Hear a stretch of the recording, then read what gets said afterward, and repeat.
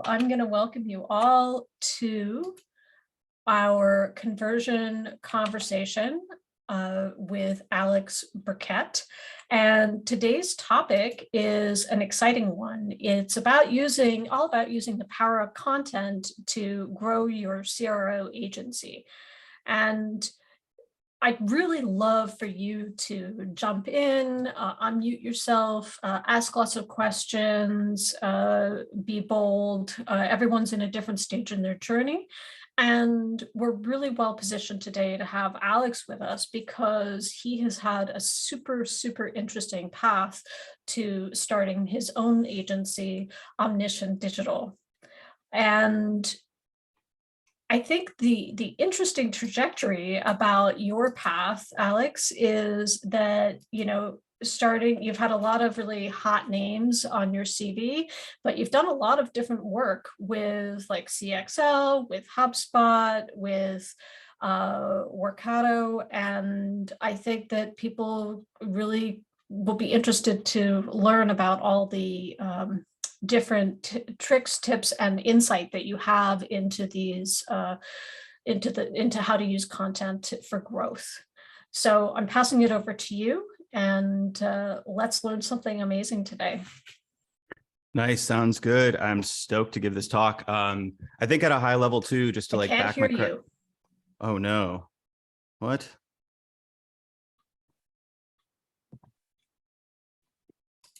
Wait, you can't hear me?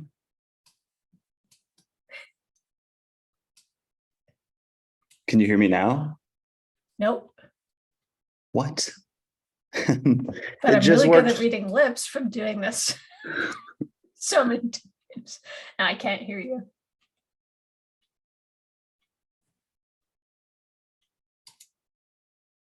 Oh, Tassin's here and he says he can hear you. Oh, wait yeah, I thought it was just working right before. Yep, you're good. You're good. Go ahead. Oh, interesting. I was like terrified for a second. But you can't hear me. Yeah. Okay, gotcha. All right. Yeah. So I was just gonna say, like, high level, just to back a little bit of that credibility in a weird way. Like, I am maybe one of the few people who's coded up tests in Convert and also written blog posts for the Convert blog. So those are the two sides of my little T-shaped marketer path is content marketing and CRO. And having worked at CXL, like I got to see obviously like how content worked there. HubSpot was a totally different beast. Like they're, the inbound marketing champion of the world. And it's like they rank for anything and everything. And obviously we at my agency help with content marketing for B2B SaaS companies. So we get to see the kitchen side of all different types of businesses, what works and what doesn't, as well as go to market ourselves. And we're using content in various ways to acquire clients, to keep current clients happy.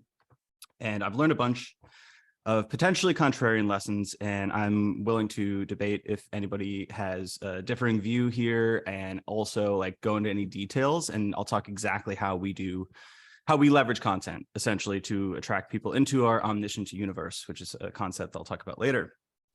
So with that said, let me share my screen and get on with the show. The way this is going to work, I'm going to set up the table. I'm going to do the mise en place here and talk about why the traditional content playbook probably doesn't work for your agency business. There's just inherent challenges that you have to overcome in relation to content marketing that are very difficult if you're an agency for various reasons: how you sell, who you sell to, your budget, your resources, and your competitors. And then I'll give you 4 different ways that you can actually overcome those challenges, different paths to using content to acquire clients that we found effective, and especially so for smaller teams and agencies who are trying to develop expertise and trust. So let's go. All right. So the challenges with the traditional content playbook for complex sales processes, I'm using the term traditional content playbook to mean sort of mid-funnel, top of the funnel, SEO driven content. Like if you look at HubSpot, that's probably, that's what I mean by traditional content playbook. CXL, even Convert probably uses a similar playbook to this. And there's various reasons why that works for them, but it's probably not going to work for you, especially if you're a smaller agency with a higher price point and a very specific niche that you sell towards. So the reasons being, there's several factors that make it very difficult to compete in this arena. Content, customer acquisition cost is increasing. This chart was from Profitwell a couple of years ago, and it's even gotten worse since then. But essentially, there's increasing costs of high quality content. It used to be in the day, you could get articles for quite cheap. People didn't really understand the value of content. Now a good freelance writer or an agency is going to be pretty expensive. And I can tell you that from firsthand experience. Like, we charge a lot because it's valuable stuff and people know the value of it. However, there's still increasing competition because more and more brands are coming to market and more people realize that content, and SEO in specific, is a good long-term compounding channel by which you can sort of derive customers even after you turn off the faucet, so to speak. Whereas with paid ads, you sort of have to keep running on that treadmill if you want to keep acquiring customers that way. And there's just a saturation of blog posts. I'm not sure the exact number, but it's something like 600 million blog posts out there. It's insane. So it makes it hard to compete using the standard playbook. And the standard playbook has its flaws as well, because even though the costs of content are increasing, the tools are making it easier for everybody else to compete on the same playing field. So essentially, everybody has access or can have access to tools like Ahrefs. And even if Ahrefs is more expensive than your budget allows, you've got Ubersuggest, SEMrush. There's tons of tools that give you essentially the same keyword data. So you've got the same topic lists. There's no differentiation about what you're writing about. Everybody has access to the same sort of keyword difficulty, all of the dimensions there. And now we've got AI content writing tools, and we've got tools like Surfer and ClearScope and MarketMuse that basically give you a content brief and show you exactly how that piece should be written. So you've got this sort of homogenized sea of sameness. The barrier to entry is much lower. So you've got more and more competition for the same exact blog posts. Now, if you have a well-funded, well-armed team, tons of writers, tons of resources that can consistently drive backlinks and attributable business value for blog posts, you can still win this game. But with agencies, it's a little bit more difficult. So let me talk a little bit about that competition side of things. And if you were to go after a keyword like, what is conversion rate optimization, or conversion rate optimization, or A/B testing, or what is A/B testing, all of these kind of like top of the funnel terms, just a little data here. So the keyword difficulty, take that with a grain of salt. It's just sort of an algorithmic thing. It says here it's an 80, which is super hard. Now, if you can get on page one, you've got 2.3 search volume and globally 9.77 thousand search volume. So it's a lot of search volume if you can accomplish this. But if you look at who ranks for this, you've got Optimizely, Hotjar, HubSpot, VWO. We'll get Convert up there for sure. And then Backlinko. And my number one rule of thumb is that if I see Brian Dean rank on a SERP, I ain't going to compete for that keyword. He's got these 10,000 word guides, tons and tons of backlinks. Like there's no way I'm going to outspend him on getting this on page one. Right. So 13,000 shares. Like what is that? That's impossible. I don't even know 13,000 people. Expensive content in these cases is necessary to stand out. So you're essentially going to have to craft each piece as if it were its own kind of like work of art. Like every piece has to be a magnum opus to basically beat those people. And the goal would be like to decrease the cost of content while increasing the returns. That's kind of the expected value formula to make ROI work. If you've got to spend $10,000 on a piece of content and you don't know for sure if it's going to rank, and you don't know for sure if it's going to bring you leads, the expected value might not be that high, right? And there's probably other ways you could spend that $10,000 that would be more propitious for you. This is just a little chart. I'm not going to go through this in crazy detail. I've got a link here. We wrote about content economics. And in the SEO landscape, there's sort of rules of thumb that we use with regards to your domain authority or domain rating, the presence of industry competition, and how sort of expensive or cheap that content is going to need to be for you to rank for that. So in some spaces, if you don't have a high domain rating and there's no competition, it might actually work. I'd argue that in the CRO space, this is not the case. And you've got like well-funded and like, very like talented content teams that you're competing against. So if you have fewer resources and if your domain rating is lower, it's probably going to be quite expensive to compete in that arena, in that battle. Additionally, how you sell, who you sell to affects how you can go to market. So depending on your price point and the complexity of the sale, different types of content are going to be more or less effective. Content is sort of a catch-all term, right? It could be SEO blog posts, it could be podcasts, it could be events. There's tons of different ways to use content. And if you look at this 2x2 matrix that Janessa Lance created for a Superpath blog post, you've got sort of low touch sale versus high touch sale, and then low price point versus high price point. these are a little bit subjective, like what's a high price point to somebody is a low price point to somebody else. But I would wager that most agencies are on the higher price point side and on the higher touch side. There are exceptions to that. Like there are cases where maybe if you sell credit systems or if you sell productized services, somebody can sign up directly on the website. Pretty rare. And there are low cost services, but that's also pretty rare. So in almost all cases, you're going to be looking at this as the model for content. It's going to be heavily sales-led growth.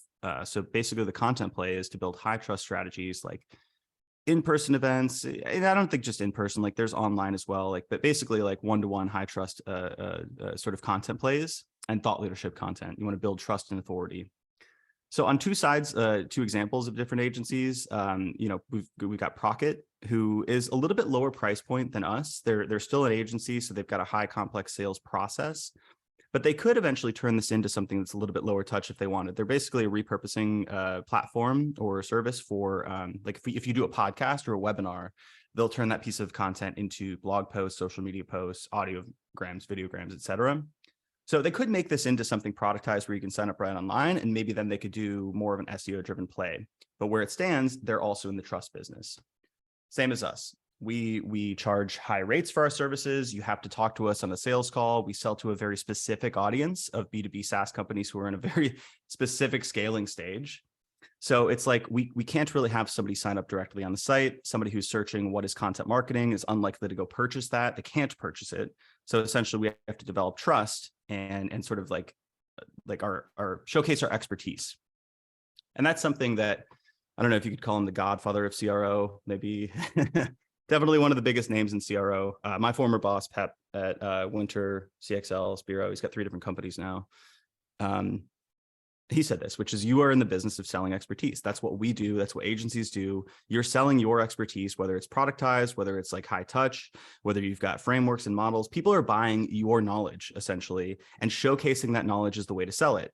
They're not always going to be in the market for what you're selling, but when they are, you can only hope that you are positioned top of mind as the person who is the expert, that somebody wants to buy that expertise and borrow that knowledge from you. So when it comes to thought leadership content, I look at it, it's a little bit delineated, right? Like you can build thought leadership through SEO, but as a standalone, like this is kind of the delineation that I look at. So SEO driven content is there to harvest demand. You've got keyword search volume. You can essentially see like what people are searching for. And if you get in front of them, you're harvesting it at the right point when they're searching for that specific query. Whereas thought leadership content can create demand. You can inject new pain points and new issues into somebody's life where they're like, oh, that is interesting. Like, I didn't realize that this problem existed in my CRO process. SEO content, like I said before, heavily reliant on growing domain rating, and the blog tends to be the centerpiece. Whereas with thought leadership, it's reliant on growing audience and reaching the right people, and it's channel agnostic. So this stuff tends to work well on Twitter, on LinkedIn, on email, Quora, like all over the place, whereas SEO content is less repurposable because it's typically written for search engines. I mean, it's written for humans too, but really you want it to rank in search. Main cost with SEO content is the writers. Main cost with thought leadership is the time and ideas. And with thought leadership, you can reach the right person, even if it's a small audience, right? You can reach 100 people who are much more valuable than the broad targeting of SEO, which may be 1,000, 10,000 people, and maybe none of them are actually, looking for a CRO agency.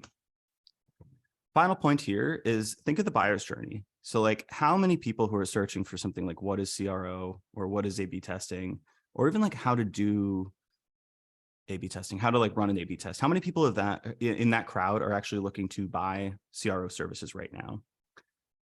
Not many, right? Like we tried to do this strategy early on where we would write content like that. And it's just like, it's not the market for us. Now, bottom funnel content in SEO can work. And what we do there is we try to capture people at that point where they're looking for an agency or a podcast or something that we sell or kind of produce. So we've got content here, like the 7 best B2B content agencies in 2022, the 11 best content agencies in 2022. And like, obviously we put ourselves at number 1. Nobody ever notices that, which is also a strange fact. Like I get people on sales calls all the time who I'm like, where did you find us? And they're like, oh, I searched and found this article where you guys were listed. And I was like, yeah, I wrote that, and they never notice it. It's crazy. You could do this also with just assets that you produce. So like we have our podcast and like we're, trying to get on all these lists as well. But people are in the market and they're searching for it. And it's like at that moment you want to capture them. Timing is everything. That's true in most businesses, but particularly agency sales. I've noticed that if I have to convince somebody that content is right for them, if you have to convince somebody that CRO is something they should invest in, probably ain't ready to buy, right? It's almost impossible to convince somebody who's not ready to buy or in that state to buy CRO. All you want to do is be top of mind, build that share of voice. So when they're ready to buy, they look to you as the expert. And then it's all negotiation from there. So top level, what do we do at Omniscient Digital? We use a barbell framework for how we go to market. And this barbell is essentially avoiding the middle ground where there's sort of wishy-washy metrics and we're going to two extremes. So we're going to index on 80% brand marketing, pretty unmeasurable stuff. This is essentially to build trust, authority, expertise, to reach a small amount of people who really care. And then the 20% is going to be direct response, outbound sales.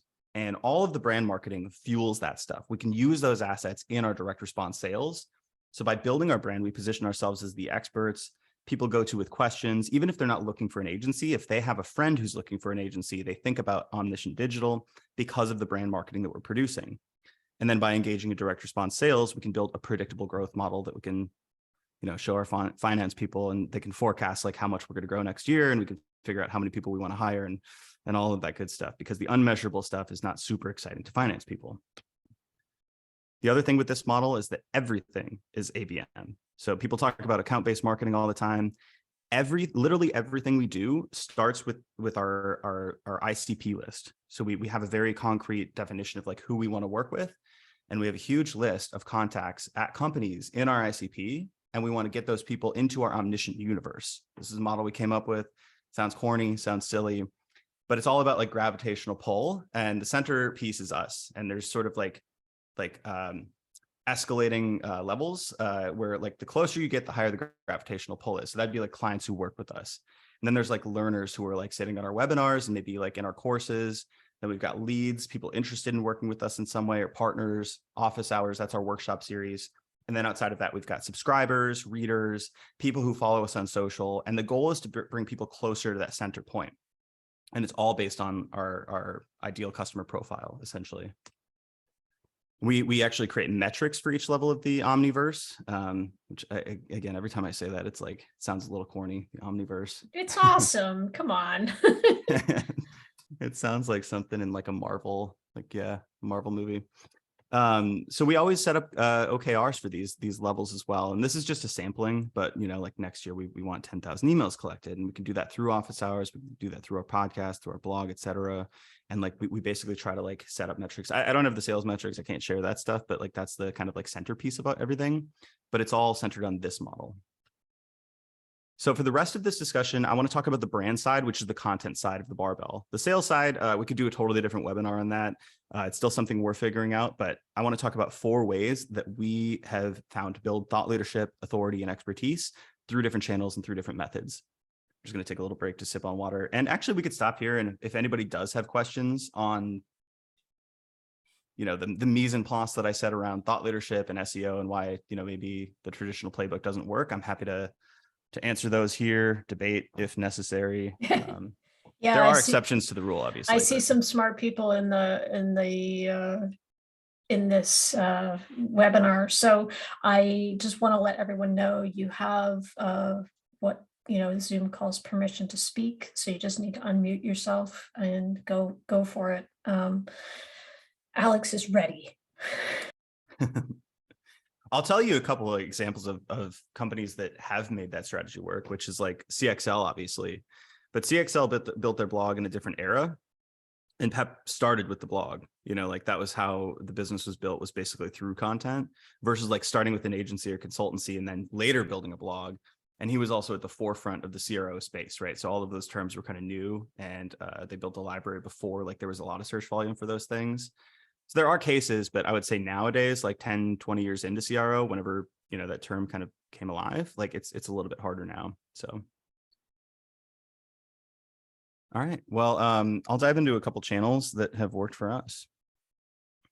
Podcasting is amazing. There's too many podcasts out there, but that doesn't mean you shouldn't start one, because it doesn't really matter how many listens you get. It's just the targeting, the conversations you can have, the repurposability of the content. I would say podcasting was one of the best bets we made early on when we started this agency. And we started the agency part-time, so we didn't have a ton of time to create content. So we're like, what is the best way to essentially feed as many birds with as few scones as possible? And podcast is it. Proximate value is basically like when I was sitting down, start of the pandemic, trying to build out the agency. I was lamenting the fact that I used to get lunches with people all the time. Like I'm a big learner. I would always like reach out and get a lunch or a coffee and try to learn from people in my industry, people who are a little bit higher up than me. And I couldn't do that anymore. So I was doing Zoom calls and I was just kind of like picking people's brains. And I was like, you know what? I'm learning a lot from these calls. I'm talking to people in our ICP. What if we just recorded these conversations, had them for a little longer? And it's actually kind of an excuse to have conversations with smart people too. And then we doubled up and I'm learning from people and I'm using it as a marketing channel. And then I later learned, I'm like, oh, if you effectively do podcasts, like you can get your ICP, you can get your target clients on the podcast, and you're essentially doing a 1 to 2 hour discovery call. They may not be in the market for your agency right now, but what you're doing, if you're doing this correctly, is you're learning about their pain points, their processes, what bottlenecks and troubles they're dealing with regards to, in our case, content marketing. And then you know so much more about each individual company. So it gives you like this broad landscape of what people are doing in the content space, but also specifically, if I talk to somebody from, Convert or HubSpot, like I can interview that person and realize like, how many blog posts are you publishing? Like, what are the problems? Like, are you having trouble converting content? Are you having trouble like creating more content? Are you having trouble building backlinks? And then I'm also sort of building expertise and showcasing communication skills as I go. So then I'm looked at, it's a warm introduction. Then I'm looked at as an expert if they're ever in the market for an agency or know somebody else who is. We also interview our clients too. And it's sort of this cool way to showcase what we're doing, how they think about growth, how they think about content. We can sort of interweave like our relationship, our working relationship into the content itself. And it's this really good way to like deepen relationships with both prospects and clients. So that's if nobody listens, right? Like you could literally not even publish it and you still get that value. Now, once you publish it, I talked about that agency Birkett that helps us repurpose. You can repurpose the hell out of this content, especially if you're doing the interviews correctly. Like you're going to find all these nuggets. We've got these little 5-minute, 10-minute clips that we do. Usually like we get people who are pretty contrarian and like have all kinds of hot takes, or like we try to pull those out, which do super well in Twitter, especially. Twitter is hot take central. LinkedIn also.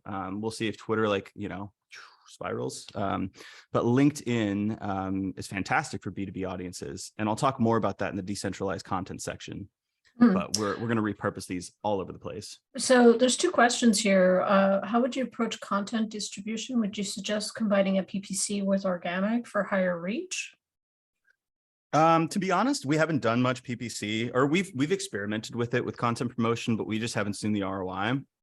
So I think there's ways to make it work. One idea that I'm floating around in my head is like, we've got all these bottom funnel pieces of content for like best B2B content agencies, best content agencies, et cetera. And like we get leads from those, but there's also a ton of people who don't fill out that consultation form, despite almost certainly being in the market for somebody like us. So it's like, if we could build remarketing campaigns based on those, I could see that being a valuable way. It's very hard to approximate the value of increased views on a podcast or something like that. And like, to be honest, we're not probably like the paid marketing experts. So it's like, maybe like there's targeting issues that we just don't know. But like, if I was to, spend some paid ads on this interview with Ryan McCready here, I don't necessarily know what success would look like. I know if I got more views, like that's surely good in some way. I can't approximate a value there. And like, we're very budget conscious, especially going into some economic uncertainty, Right. I love what you were saying in the previous slides about having people share or pick brain about, because I find that, it can be really daunting, but at the end of the day, most people are more than willing to share their expertise. It's really, really stunning. And I think that once people try it, they'll be surprised too. If you're eager and willing to listen and willing to kind of dig deep into the motivations and insights and paths, most people are more than willing to sit down and share that journey. Yeah. Well, I forget I'm recording sometimes. Like I go into this zone, and my goal is like to have that other person feel that as well, where it's less of a performance, and then we just get to the honest conversation. But then it's also like when you package that up as a podcast and you do audiograms and videograms and all these cool graphics, it's like, I hate to use this term because it's like we're dealing with people like our friends and like our, influences in our industry, but it's like, it's kind of ego bait. Like I've been on podcasts and it's pretty cool to see like your face on like, oh, like featuring guest Alex Birkett. It feels cool to be a part of that on another brand's platform. It So it's like, that's an absolutely additional does. benefit as well. I've talked a lot about remote work and over the years, like pre-pandemic, and I have to say that I'm not ashamed. It's a great boost, and it also, I think it feels good for me to be able to share my learnings and to share that with their viewers. Like there's ego involved, but I think that helping other people do things better is really motivating for me. Totally. And these people often are like busy doing their craft. So it's like they're not going to have the time to sit down and like create all this content. But if we do a podcast convo with them and we're good at pulling out insights, like both of us have to do an hour of work, más o menos, and then we basically have a blog post, a podcast, tons of audio and videograms they can share, several tweet threads, LinkedIn posts, co-promotion from the guests themselves. So we borrow their network, and then you could potentially build this into like premium gated content as well. So it's like the least amount of work for the highest output, in my opinion. Yeah. And what we do with podcasts, by the way, is like we go into these things without like a strong hypothesis on like what the angle is going to be. So we do the conversation, we get the podcast out, that turns into a blog post. We'll chip little sections off of that blog post because a podcast conversation is generally going to cover dozens of topics, right? So there's multiple different angles that we can use to share on social. We figure out what resonates, and then we create more blog posts based on those specific things. So if Ryan McCready, for example, talked about thought leadership content quality, link building, and content operations, like each of those things could be its own distinct social post, and maybe the content operations one gets a ton of traffic on Twitter. So we're like, oh, let's write a full blog post about content operations. People are clearly interested in that. And then we'll further share that on social and gauge which specific part of content operations is most interesting to our target audience. And that'll fuel more content ideas for who we get on the podcast. So it's like we talk about test and learn, right? In CRO, this is like the ultimate iteration channel. Like we get so much ground level feedback, and it's rapid feedback, which is not, it's not that it's not possible with SEO content, but the lag time is so much longer. So this is a way where you can just rapidly learn what's resonating with your target audience and not wait 6 months to a year for that piece of content to rank in search. Love it. And like I said, the goal is basically we speak for 30 minutes, an hour, hour and a half, whatever it is, and that gets turned into so much content. So it's like my MVP, minimum viable podcast, I guess. And then you can also, like, this takes some time. You have to build a little bit of a platform yourself and showcase that you can speak, but you can be a guest on other people's podcasts and borrow their audiences as well, which for me is like even less effort. Like with a podcast, I do a ton of research and like I listen to all their interviews and like read their books and all that stuff. So I really care not to ask the same questions, but like if you're a guest on somebody else's podcast, they do all that work and you just like go on and talk. It's like you get all this content for yourself to share as well. So podcast, I will say, people say they're not great at building brand awareness. They are, but on a very small scale. Because what we're doing is we're bringing people one-to-one into our world and kind of incorporating them into like how Omniscient thinks about things, and then borrowing their audiences as they share. It's very marginal. It's not the best awareness channel, but it's phenomenal at affinity. So essentially people build like this weird level of trust. Like when you're in their ear, like once per week or twice per week or whatever you publish the podcast cadence, people really start to get to know you on this weird level. Where like oftentimes in sales conversations, like people will discover us in some way, but then they'll listen to the podcast a ton. And probably 40-50% of the time I talk to prospects, they say, oh yeah, I listened to this podcast episode you guys did. It sounded like a conversation that we would love to have internally. So like we wanted to talk to you and like we would trust you as an extension of our team, basically. So it's like they get to hear how you think, which is this, I don't know another channel where you can do that as effectively. Questions on podcasts. What I didn't cover is any details as to how I conduct interviews, how many podcasts we publish, what we do to distribute our podcast specifically. So I left a lot of holes if anybody's wondering on those tactical specifics. So I see a question. So about the repurposing, Is there transcription for videos to blogs or mini clips or shorts? Like, how does that work? For tools, I think Descript does that, but we use Procket, and Procket's phenomenal. You just send them a podcast episode and they're going to like produce that into a blog post, or it's less of, they do a blog post, but they actually have just like a podcast page with like links and like kind of timestamps and all that stuff. So that's base level. Do that for sure. You might pick up some SEO value there. What has worked best for us is to customize the repurposing to Twitter and LinkedIn. And I find LinkedIn being the best channel because you can post an audio or a videogram, Right. and talk about a very specific hot button issue that's going to pick up more attention. And then you just kind of like add the link to the full podcast in the comments, or people seek it out on their own. Hit or miss, sometimes they do well, sometimes they don't. Sometimes the podcast conversations that I find the most interesting, they're like duds on social. And sometimes the ones that I find like mildly boring or banal go viral. And it's like, it's hard to predict. That's another case for kind of like just sheer publication velocity with some of these things and consistency. Because you really can't predict like what's going to be interesting on an individual content piece basis. Just like you can't predict the win rate of an individual experiment. Right. So what do you, I'm interested in your take on this new trend. I remember like 3-4 years ago doing podcasts and it was audio only. And now you're seeing podcasts that are both video and audio. I was shocked to see the other day. I was walking with the dog and I looked down on my Spotify and there was actually video running. So I never watched the videos. Yeah, I don't either. I listened to it, but I was like shocked. I was like, oh, this is a thing. And then I saw some other people doing the same thing. And I'm like, what are your thoughts on that? I don't watch the videos, but people do. I know that I think Joe Rogan's podcast was one of the first to really like go full into the video. And like, I think his audience was largely built on YouTube clips. So like people would literally sit down and like stream them to the TV and watch them.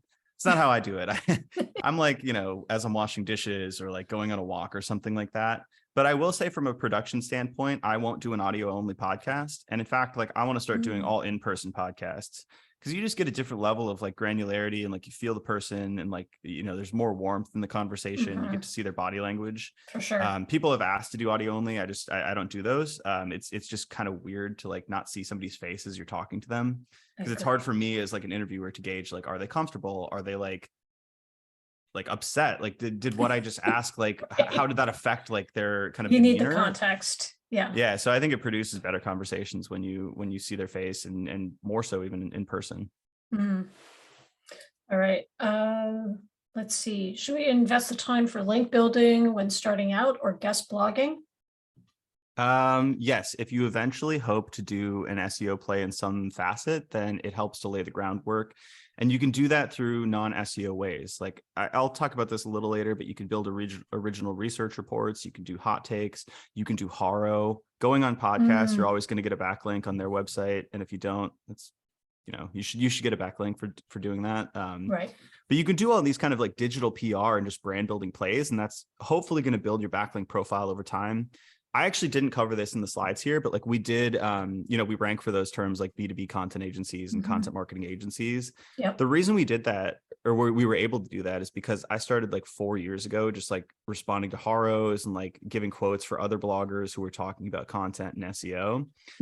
And I had built, and we actually have a little link building service internally where we would build links to our site, knowing that eventually the goal is to scale out content production. So we're almost at the point where we're able to compete with some of these other, definitely we can compete with other agencies, but we're getting to the level where we can compete with companies like CoSchedule, maybe not HubSpot yet. And eventually like content production and SEO is going to be a play as we scale the agency, when we're like $5-10 million revenue. It's not yet, but like we started laying the groundwork with link building, but do that in a way where it's not, it's not like a huge opportunity cost. Like I wouldn't pour like thousands of dollars into link building early on, because SEO and content is essentially a bet and you don't necessarily know like what the ROI is going to be. But it does help to build the groundwork, I would say. Yeah, I love that foundational building, and then also looking forward in terms of strategy on how you're going to use these building blocks. Next question: how many long form blog posts do we need to create before we see meaningful traffic? That's almost impossible to answer. Okay. And I'll tell you why.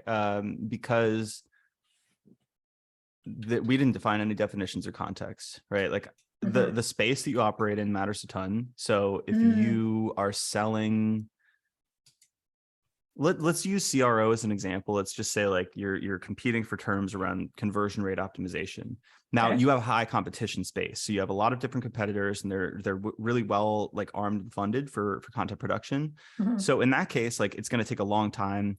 Long form content is also subject to different definitions, like and long form also being an input that may matter and may not for the specific queries that you care about, right? So is a long form piece 1,500 words, or is it 15,000 like Brian Dean would write for this top of Right. funnel blog post on like what is CRO? Are you going for long tail uncompetitive keywords? Is your domain rating sufficient? Like, have you built a lot of backlinks? Are you a mature company? Are you a new company? It's almost impossible to answer that, but I would say like in general, longer than you would expect. Yeah. So All right. my advice with agencies specifically is to like find a way to repurpose or use content that to leverage content that's going to give you ROI inherently or immediately without hoping for the long-term goal of like ranking in search. Because that may happen, it may not. And once you rank, you may get business and you may not. But if you can use that to either attract attention on social, to build affinity with your current customers or prospects, or to facilitate the sales process, then you've already got ROI. So you don't need to question whether that content was worth creating in the first place. Right. Got it. Okay, great. Yeah, let's hear about events. All right. Well, we're doing an event right now, so this is clearly part of our strategy, right? It feels a little meta. Events are an extension of this whole like universe concept, right? Like, because if you get podcast guests, you can also incorporate them into the events themselves that you're throwing. So like we do, for example, 2 webinars per month, and we do 2 huge summits per year.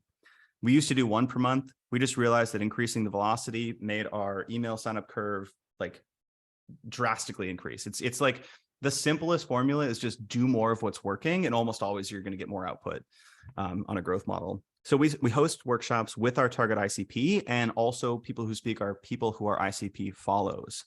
So Dave Gerhardt, for example, is maybe not going to be somebody who signs us on. We may not sign him on as a client. We did, but somebody like that who speaks to people who are in the B2B SaaS space, he may also be like an ideal speaker for this. So it's both of those people. And like I said, increased velocity of these, just it's sheerly like an input output model where it increased our leads. Content here is repurposable as well. So like I said, YouTube, not a huge channel for us right now. In the future, it might be. And we've already got this huge backlog of content that we could eventually chip away, experiment with thumbnails, experiment with different clips, and figure out how YouTube works. But as of today, like we have a channel for people, and it's not a lot of views, like 88, 100, couple with like 1,000. It's small scale, but people are looking at it, and that may still influence their decision making. And this is literally zero extra effort, zero marginal effort and cost on our part. The best combination for an agency, in my opinion, if you can do this, is to do virtual plus in real life. That's max coverage for me. A large part of the way our agency was built was simply by our own networks from our co-founders like myself going to conferences and hosting conferences and events over the years. Sorry, you mean hybrid events, or you mean events that are virtual and also go to IRL events? Kind of both. So we haven't experimented with hybrid events on our own yet, but like we bifurcate where we host our own virtual events and I host my own IRL events. Like tonight, I've got an Austin growth meetup, and we invite people who are also, directors of content, directors of marketing, VPs of marketing, and we get to know new faces. These could potentially be clients, hires, people. Like we're always hiring for like good SEO strategists and content writers. Could be partners, but getting that face-to-face time is huge. And that's actually more on the sales side. But like the virtual event side is definitely on the brand side. So the best way I think to expand your footprint is to do both if you can. Got it. So back to the Omniverse concept. This is the coolest thing in the world. I wish I could show you the actual like our contacts list in HubSpot and like how many people like show up for the events regularly. But regular workshops have been the ultimate nurturing tool to keep people like warm and in the universe and move them closer to the center, which is like to be our clients or partners or employees. So we see current clients, prospects, past clients who we don't work with anymore, all return regularly. And also podcasts and like current clients can become our speakers as well. So it's just this like regular thing where we see like the same names, the same companies over and over. And then 6 months later, they're like, hey, we actually want to work with a content agency. Are you guys open for business? And it's like, yes, just because we have these regularly, it's like this regular thing that we can bring people into. And then of course, once you build a platform, doing guest webinars and speaking is another way to leverage additional audiences like I am doing here with Convert. So I think webinars, I don't know, it's a little more straightforward. If anybody has questions, like what I didn't cover is like how we run them, how we differentiate. Most webinars suck, right? Like I feel like it's not usually like a value-packed, crazy value-packed workshop like this one is. Be careful. I mean, how many times have you sat on a webinar? It's like 30 minutes of sales pitch and you're like, what is this? It's brutal. It's like, yeah. And I think the pandemic actually kind of flipped this around, right? It's like, remember pre-pandemic, it was like, oh yeah, I'm going to a webinar, I'm going online. It was like kind of something that was hot and new, and maybe they got a little tired, but you know, with evolving technologies, like I went to a couple where you could like network around virtual tables and move around, and it, you know, there was that kind of cool factor and meeting people from all over the world. And then the pandemic happened and everyone and their grandmother is running a webinar or some kind of online event, and you're just exhausted. It's like, oh, I'll watch the recording. Totally. Yeah, that's what I've fallen into for sure. So yeah, it's I think that when you have, like with this series, you know, trying to do a conversation and have engagement, I think really the best part is to have multiple people with contrarian viewpoints. Mm-hmm. And then you really kind of get things heated up a little bit and get a little bit of ego involved, and you know, Little tension. yes, tension is key to any good story for sure. Right. And content, right? Tension for your content. It's Yeah. but I found the key is either that if you're going to do panels or discussions, or if it's just a speaker, they've got to just dive into the value immediately and like give no warm up and just like give the like show me how to do something. punch, Like that's what we used to do at yeah. CXL, where it was like don't even like, let's not even intro the person. Like let's just like have them open up a spreadsheet and show us how to do this Excel formula or something like that. Yeah.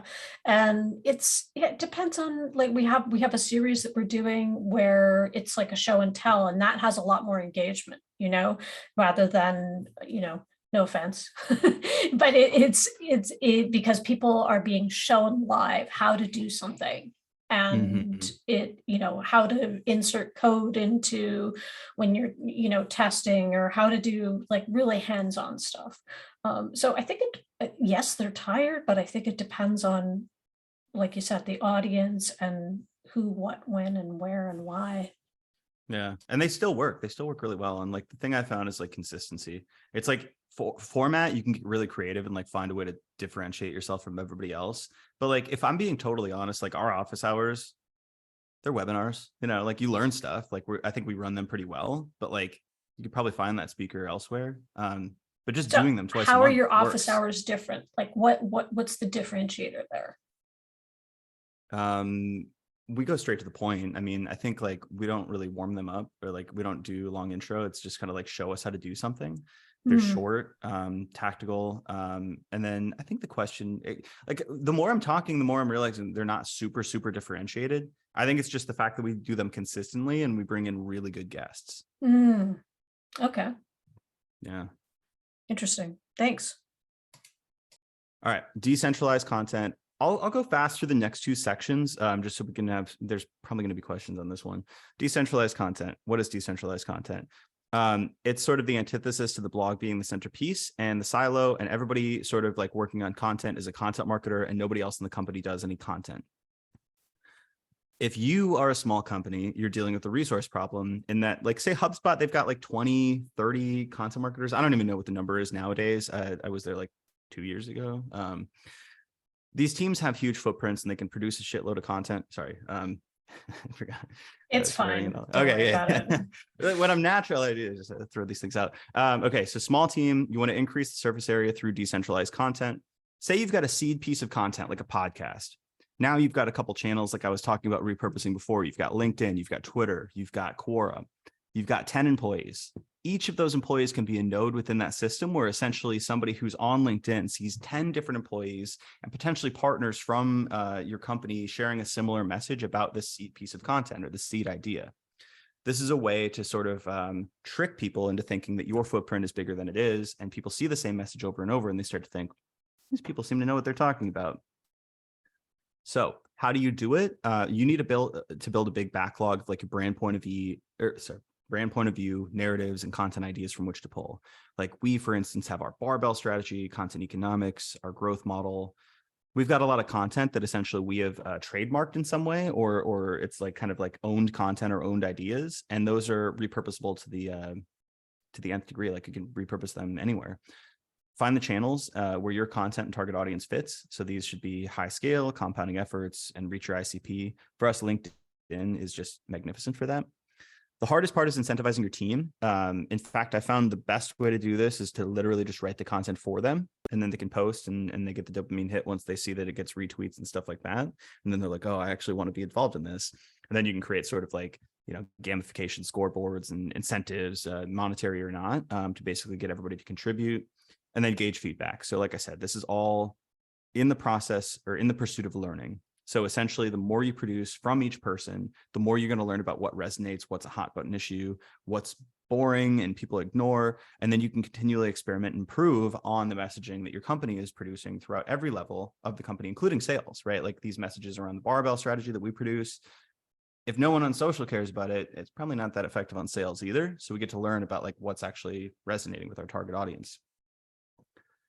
You see this all the time. If you look at Spiro, one of the top CRO agencies, no bias from me there, having worked with these guys in the past, you get just all kinds of content on pretty similar topics. I don't know how centralized they do their ideation, but every time I pop onto LinkedIn, I see 10 different posts from Ben and Shiva and the whole team. You see it with Client Boost. Hopefully you'll start to see it with Omniscient. But essentially what you get is a surround sound effect where you see the same message 10 times, and eventually that raises to the point of salience in your brain where you notice it. Because everything's sort of like white noise, banner blindness until a certain point, and then you're aware, and then after a certain level after that, you're interested, and you're like, oh, this is something like maybe I want to follow their blog, or maybe I want to like follow them on LinkedIn or something like that. Okay, so there's a question here. Just out of curiosity, thinking about the blog, do you see any pattern as to what types of blogs bring the most leads? Yeah, bottom funnel content, anything that has purchase intent. So if you're in software, it's much easier to do this. But like if you're selling live chat software, to be best live chat software. If you're an agency, it's going to be best CRO agencies, or you can niche down even further. And maybe it's like best CRO agencies for e-commerce, best e-commerce CRO agencies. How to do things is also effective, but you're probably not going to sign somebody up as like a client. You may get them on an email list or a mid-funnel offer. We get quite a few signups when we talk about like actually on a meta level, bottom funnel content, or how to create a growth model. We get a lot of email signups that way, and eventually people might become clients. That's just a longer play. But if you're looking at direct response, it's got to be somebody who's searching for the thing you sell at that moment, which those things are often low volume and high competition. Great, thank you. My final one is the most obvious way to get value from content is to incorporate it into your sales process itself. So ABM content, I know all of this has sort of been ABM, but things that actually are effectively used as sales enablement tools. So, and I repurpose these all the time. One of our most effective is we have a organic forecasting growth model, which is super rare. I know it's common in the CRO space because everyone's like a numbers nerd here, including myself. But like in content, not a lot of people map out like, hey, what's the total addressable market in search? Where are we currently at? What's our conversion rate? How do we expect our conversion rates to change over time? What's our lead value? And what's our average customer lifetime value?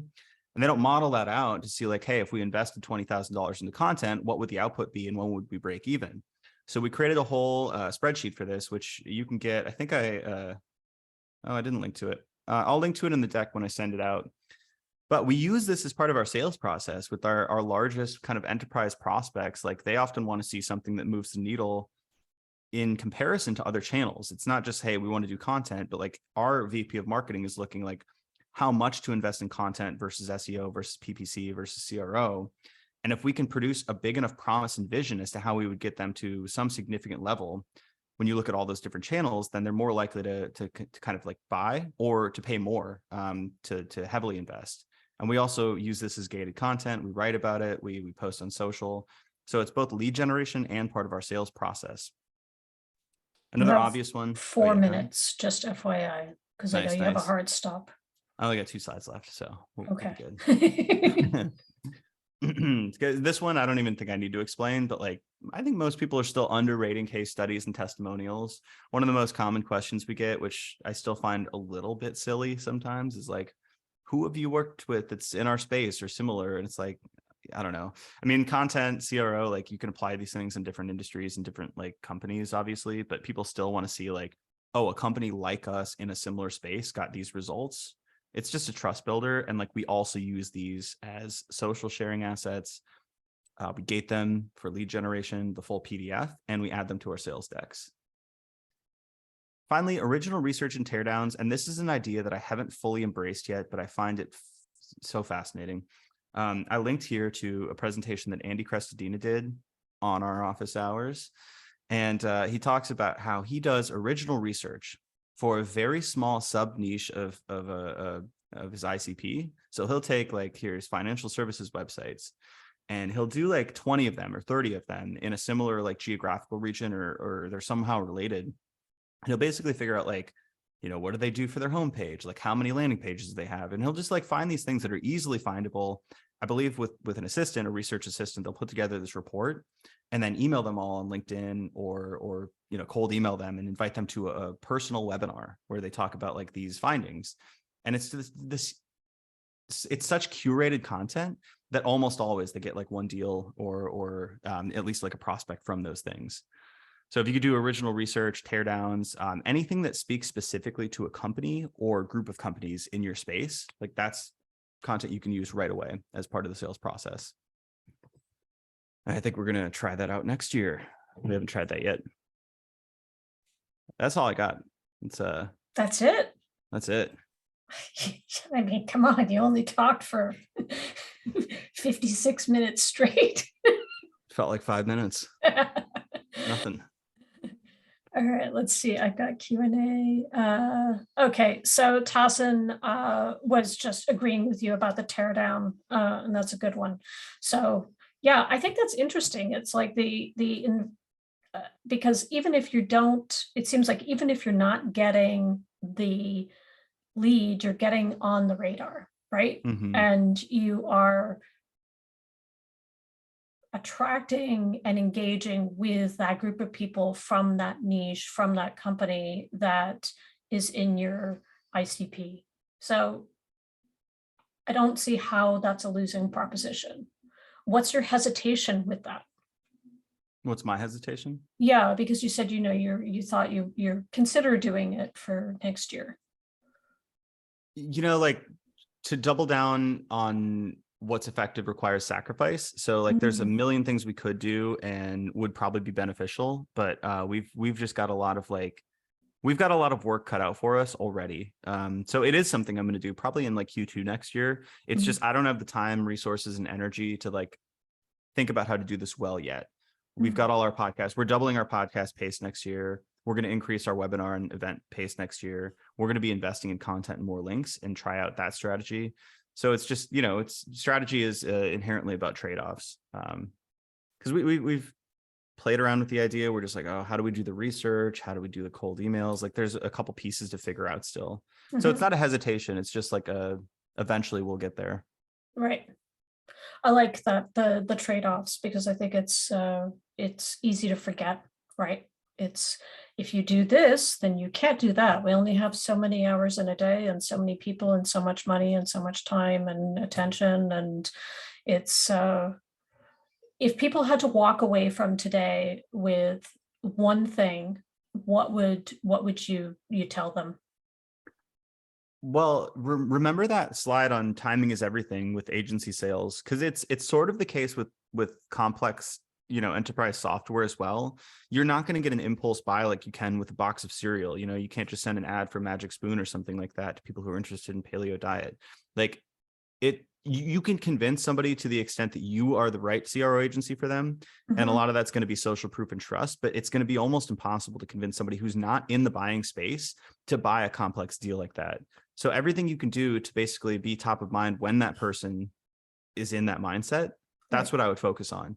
And that includes awareness. That includes the things, like you said, getting on somebody's radar through maybe that original research, but also all of the fortifying things like being in their ear on a podcast every week, or getting them on a webinar like once a month or twice a month, like all of those things that sort of like build that into, build you into the expert that they would probably tap on the shoulder if they had a question about CRO. That's what I would focus on. And then what you can do is control kind of the lead flow by like, the direct sales model. Right. But yeah, the timing is everything is probably the Timing most is everything. So let's leave our viewers today and our listeners, and we have a lot of people who listen in the to the recording, ironically enough, and I like that takeaway. So could you say it again, Alex?